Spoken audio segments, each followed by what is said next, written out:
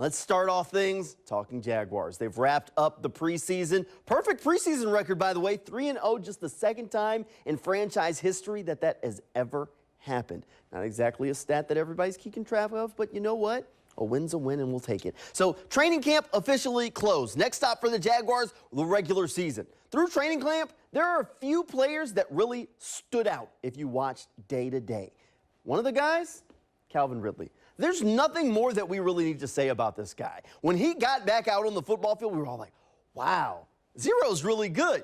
Well, if you watched that Dolphins game and you saw that catch that he made along the sidelines, you probably said to yourself, wow, Zero's really good. It's because he is. He's been a consistent standout for the Jaguars through training camp, day in and day out. And the expectations for him and Trevor Lawrence this season, through the roof. We'll talk more about 16 in just a little bit, though. Another guy that stood out on the practice field through training camp, Evan Ingram. During the offseason, things were pretty quiet for the Jaguars, so one of the big talking points was the lack of 17 throughout the offseason program.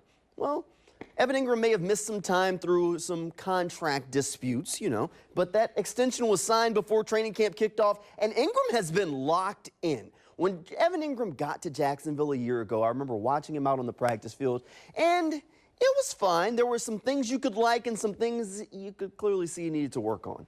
Well, he worked on them because this training camp, he looks like an entirely different player, much better, and he says part of it is just that his body feels much better this time around because of the rest. I took advantage of the time I had off.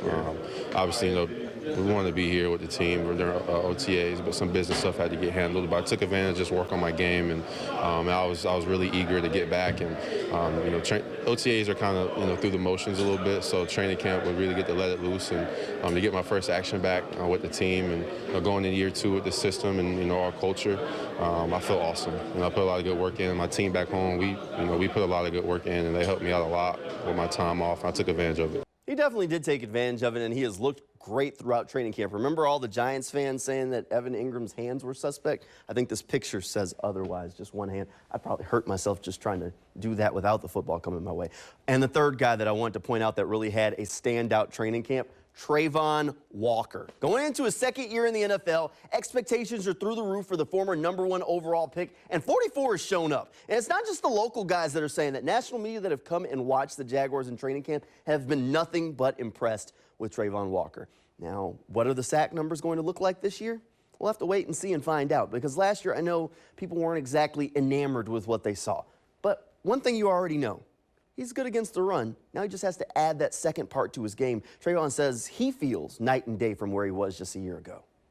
It was just different because I get to go out there and play full speed, not as much thinking as I was last year coming into a new scheme. I feel like my mind is clear. I'm back to just playing ball as I was as a younger kid.